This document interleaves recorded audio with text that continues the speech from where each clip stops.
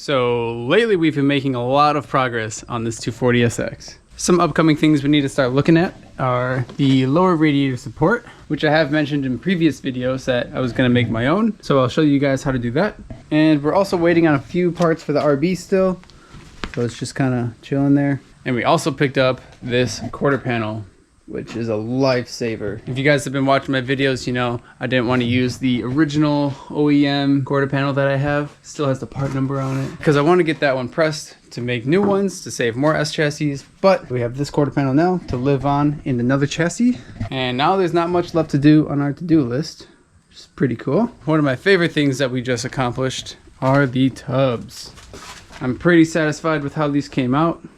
It's going to be really cool to see it all painted and put together nicely. You even got this little swirl on this side going. Just switching it up, having fun with it, making it look neat. That's what it's all about, you know? If you're not having fun, you're doing something wrong. I find that the best outcome with things come when you're in a creative mood or when you're feeling motivated to get stuff done. And that's how we're feeling today. So, let's start us off with aligning everything in the front. But in order to do that, we're going to need to put the hood, fenders, bumper, and headlights on. And I did find some headlights in my garage. They're not complete, but I think I have enough parts to make them work. And we're also going to need hood hinges, because the hood I picked up does not come with hinges. And I think I left my hinges at Stevie's. I think they're still on the original hood, actually. So I guess we'll start with getting those parts. This thing is so reliable. And I love these wheels so much. They just fit the car perfectly.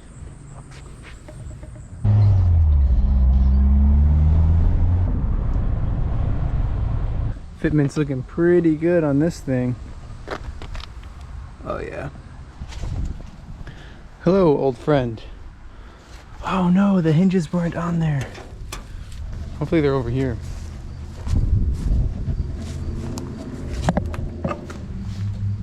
Nope. It's weird to look at it like this. Well, guess I'm looking for hood hinges now. Maybe I have the hood hinges stashed in the car somewhere or in one of those boxes. I don't know. We'll have to go check. Another 45 minutes back to the house. So I was looking through the boxes and through the car, and I could not find any hood hinges. But it just hit me right now. I wonder if anyone else caught this. I didn't catch this right away. I made the firewall jig out of them. Dang it! I mean, they were bent, so it's not the end of the world. That's where they went. Oh well. So these are the headlights that came off of my car when it was hit in the crash. And this is the exact banana that I zip tied to my headlight during the drift event. Someone called this car a banana, which it is. Had to do it to him. I'm gonna hit the skid pad first just to make sure it's still good to go. So we'll see how it goes.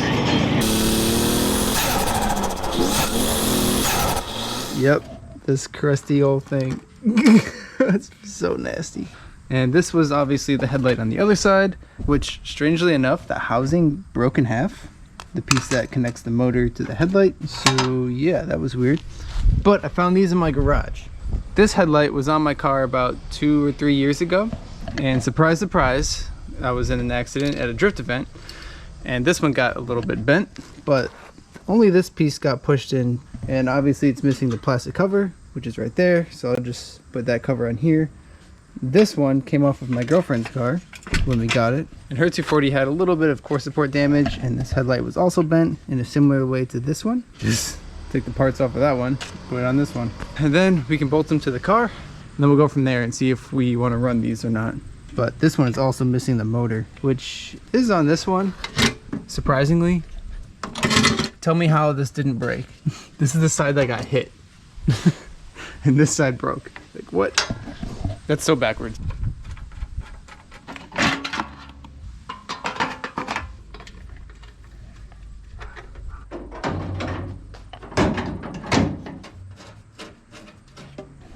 This does not look very far off. This is the headlight motor mount that goes to the bumper bracket.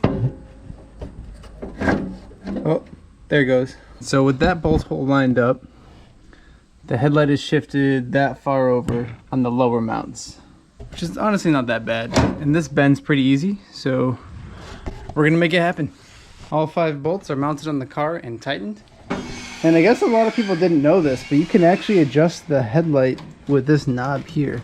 You see it going down. And that's how you make the car have sleepy eyes. But I'm already noticing that this headlight is hitting the mount. This is definitely still bent. And we can't have that. We need good fitment.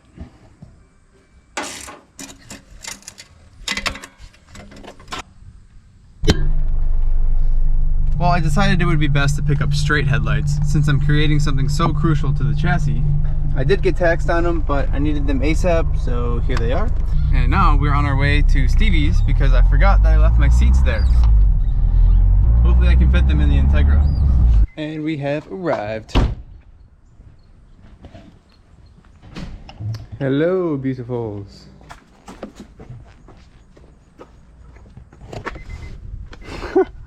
They actually fit in there pretty good. I just stacked them right on top of each other. We also have this box full of more goodies for the car. So a little birdie told me those headlights came off of a 240 that's in a junkyard nearby. So let's go check it out and see if there's any parts on it that are still usable. Unfortunately, the only tool I have on me is this 12mm.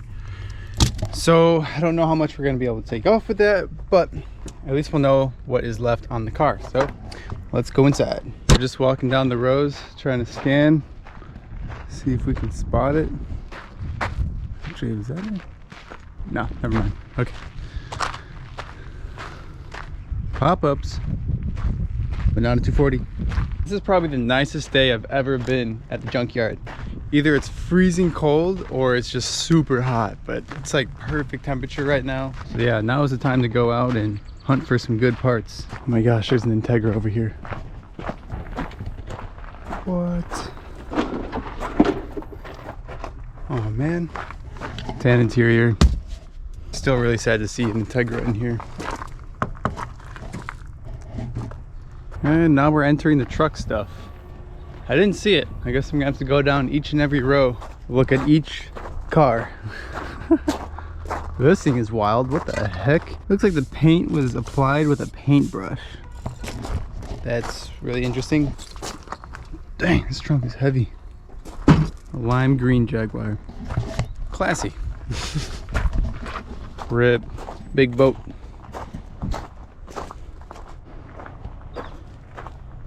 Oh crap. Someone chopped the top off of this thing. Oh my gosh. The front just literally folded. Poor car. Trans is gone. I bet it was manual. Oh man, there's nothing left to these rails. Still got the dual cam in it. Too bad the fenders are smashed. Oh, it has fender liners. Maybe I'll take these. These are so rare. Oh, this side's missing it.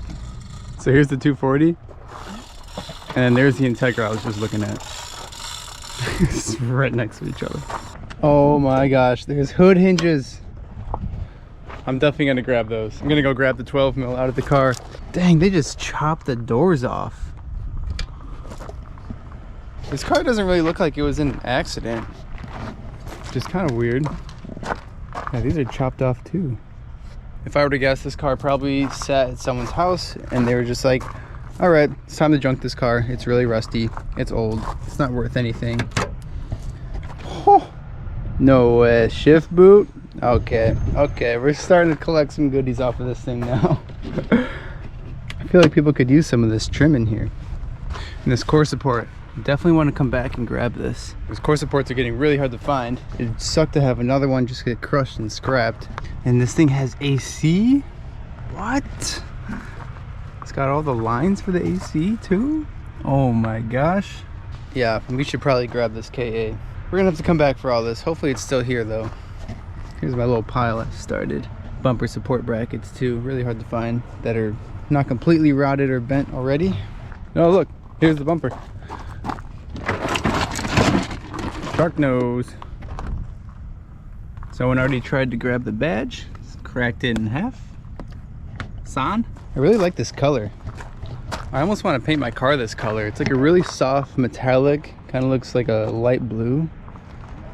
I dig it. Well, I guess it worked out that I have only a 12 millimeter, but I'm gonna have to find a screwdriver so I can take some of the trim off that I need.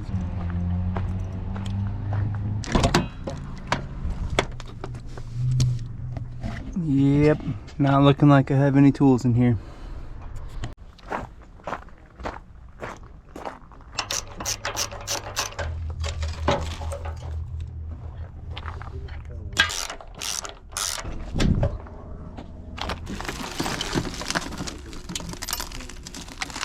Bolingbrook 04. Damn, what are the chances? Bolingbrook is the town where I'm working on my 240. 2004, 2005. This car has probably been sitting for almost 20 years. And that's how the story ends. Very sad. This is really crazy because I've never seen an S13 with this, but this car had the rust undercoating prevention, which is what these little tabs are.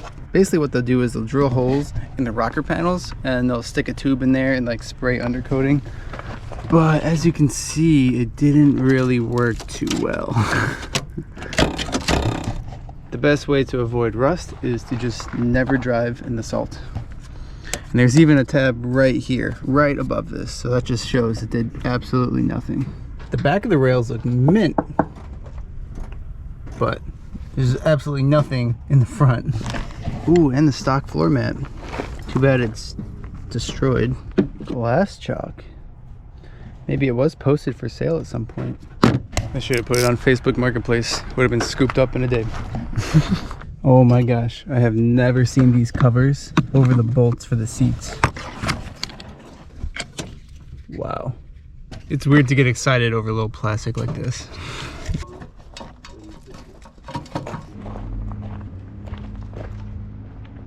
Not a bad haul for only 40 bucks. And if you notice, these headlights are the same color as this gas door, because that is the car that they came off of.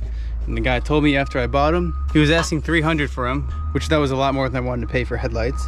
Anyways, we agreed on $200, which is still a little high, but then he's like, you wanna know what I paid for him? I only paid 75 bucks. I'm like, why would you tell me that after you make me pay a taxed price from a junkyard car? Like, but then he ended up telling me where the car is, but still, I was like, whatever. At least I got more stuff out of it. And that is what's wrong with the S-chassis community. These parts are now what people use to pay their bills. And I'm just trying to build the car with it. Also reloaded on some hardware, always good to have.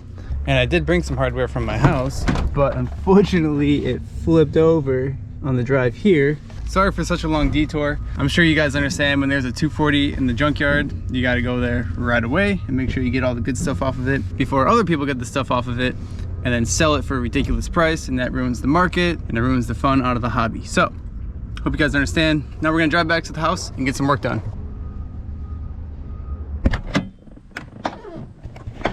And we've made it.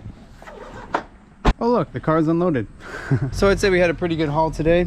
Got basically everything we need to wrap up the majority of the car. Got the seats here and the rest of the parts for the engine. Got the gasket, all the header studs, nuts, bolts, all from Nissan. I got some more undercoating because you can't have enough undercoating with a project like this. And oh, more RB stuff. Well, it's a good thing I grabbed the extra hardware from the junkyard. So now I have the exact bolts that need to be used for the hood hinges. I'm gonna leave this somewhat loose because we might need some adjustment since this is the first time we're gonna mount this hood on this car. So these hinges are not aligned to anything.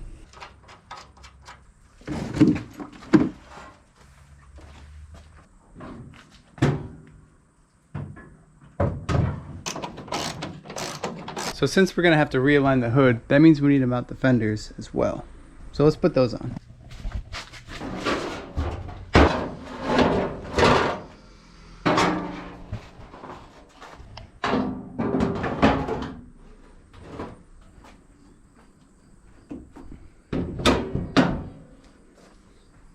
It's already touching this fender. Let's see how this side looks. And we have a gap. That's exactly why I left the lower mounts loose. So now we can scoot the hood over just a little bit to close up this gap and open up that gap. And that's why cars are designed to have those little slots within the mounts because this is just normal operation. Not every car is going to be built in the exact dimension. Oh man, this is looking so good. Woo! Perfect. That's really the true test. Checking out the fitment. Yeah, this thing is gonna be sick. I'm so hyped on that. But I did notice that the previous owner of this core support has a stamped bolt in one of the headlight mounts. So we're gonna get that out first. We're gonna use the old welded nut onto it method and try that one first, because I find that it works a lot better and it's a lot easier to do. It takes less time. Here's our nut, and we'll place it right over, and then we'll build up the weld from the inside out. No! This time around, I'm gonna try and build up the weld first on this stud, and then put the nut on top of it. Glowing red. Damn it. Will the third time be the charm? I used a bigger nut on this one. That way I can fill a lot more weld along that bead, and I think it's working out. Haha! Dang, that thing was rusty. Another trophy. All right, well, I guess we can mount that headlight now. I just put this one on. Man, that's just such a great fit. Everything lines up so perfectly. Sometimes it sucks to pay the S chassis tax, but you really can't beat a straight set of headlights that are complete. Not missing anything either. Everything's been lining up very well in this car, which is honestly kind of surprising because of how many pieces this car was in. But hey man, it's working out. Now we're gonna lower the headlights to confirm the fitment.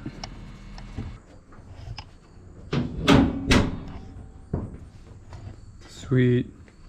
There is a bit of a gap here, which is a little bit bigger than what I would like it to be. But I know this has a lot of adjustment, not only in the housing of the headlight, but also the top lid of the headlight. So I'm not too worried about that right now. This one looks fine enough for now. The last thing we need to test fit is the bumper. Now this is the exact bumper that was in the crash. And the crash happened on this side of the car. This is the initial point of impact, and it bent this upper support here. Now I'm not trying to order another one from Japan or have to wait for all that. That's why I grabbed the shark nose bumper support. So we're gonna replace that with this one.